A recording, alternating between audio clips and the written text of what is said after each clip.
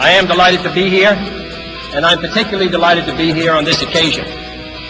We meet at a college noted for knowledge, in a city noted for progress, in a state noted for strength, and we stand in need of all three. For we meet in an hour of change and challenge, in a decade of hope and fear, in an age of both knowledge and ignorance. The greater our knowledge increases, the greater our ignorance unfolds. Despite the striking fact that most of the scientists that the world has ever known are alive and working today, despite the fact that this nation's own scientific manpower is doubling every 12 years in a rate of growth more than 3 times that of our population as a whole, despite that, the vast stretches of the unknown and the unanswered and the unfinished still far outstrip our collective comprehension. No man can fully grasp how far and how fast we have come. But condense, if you will, the 50,000 years of man's recorded history in a time span of but a half a century. Stated in these terms, we know very little about the first 40 years, except at the end of them, advanced man had learned to use the skins of animals to cover them. Then about 10 years ago, under this standard, man emerged from his cave to construct other kinds of shelter. Only 5 years ago, man learned to write and use a cart with wheels. Christianity began less than 2 years ago. The printing press came this year. And then less than 2 months ago, during this whole 50-year span of human history, the steam engine provided a new source of power. Newt explored the meaning of gravity. Last month, electric light and telephones and automobiles and airplanes became available. Only last week did we develop penicillin and television and nuclear power.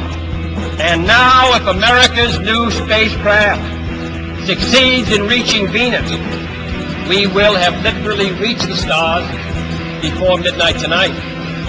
This is a breathtaking pace, and such a pace cannot help but create new ills as it dispels old. New ignorance, new problems, new dangers. Surely the opening vistas of space promise high cost and hardship, as well as high reward.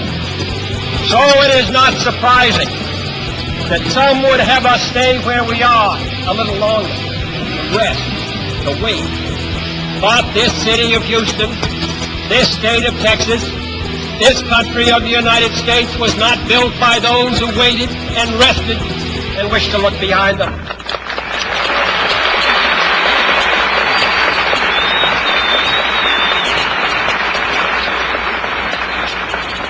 This country was conquered by those who move forward, and so will space. William Bradford, speaking in 1630 of the founding of the Plymouth Bay Colony, said that all great and honorable actions are accompanied with great difficulties, and both must be enterprised and overcome with answerable courage. If this capsule history of our progress teaches us anything, it is that man in his quest for knowledge and progress is determined and cannot be deterred. The exploration of space will go ahead, whether we join in it or not. And it is one of the great adventures of all time. And no nation which expects to be the leader of other nations can expect to stay behind in this race for space. Those who came before us made certain that this country rode the first waves of the Industrial Revolution, the first waves of modern invention, the first wave of nuclear power. And this generation does not intend to founder in the backwaters of the coming age of space. We need to be a part of it. we need a leader.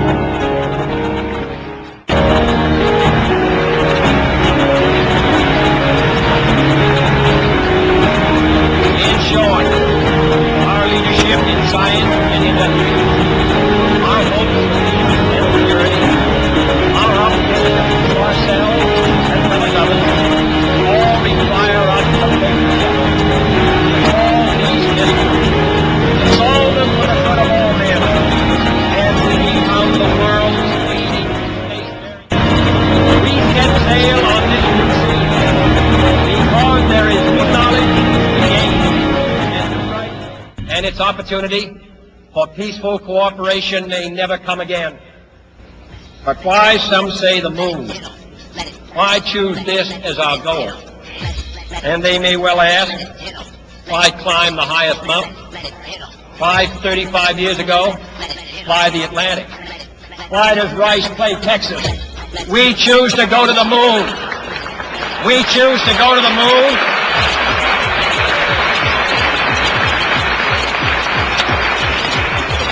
We choose to go to the moon in this decade and do the other things, not because they are easy, but because they are hard.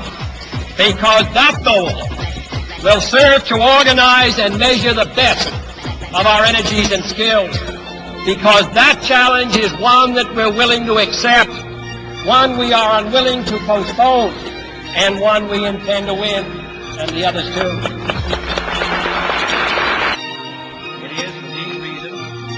I regard the decision last year to shift our efforts in space from low to high gear as among the most important decisions that will be made during my incumbency in the office of President. In the last 24 hours, we have seen facilities now being created for the greatest and most complex exploration in man's history.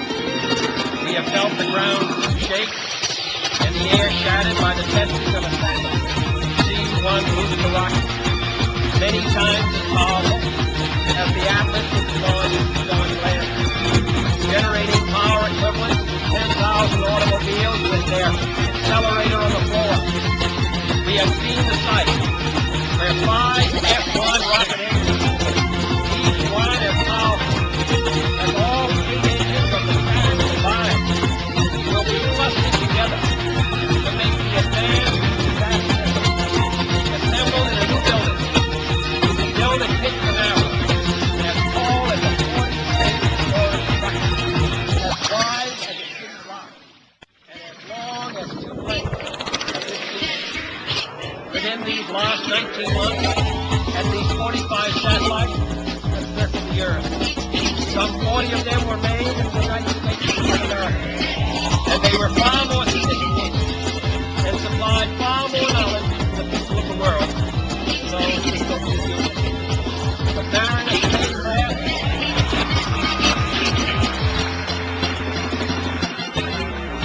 the Mariner spacecraft, now on its way to Venus, is the most intricate instrument in the history of space science.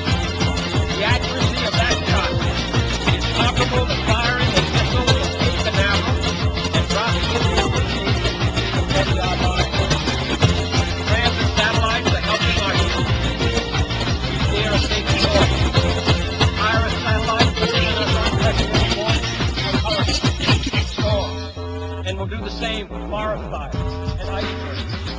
We have had our failures, but so have others, even if they do not admit them, and they may be less public. To be sure,